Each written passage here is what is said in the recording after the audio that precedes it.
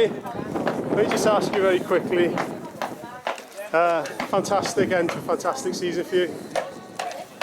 Yeah, I mean, we're over the moon. I don't think I could have asked any more from the girls. Really pleased with our achievements and a nice end to a very good season for us today. What's the difference between last season, where you were pipped on the final day, to this season, where you've been the front runners throughout the campaign?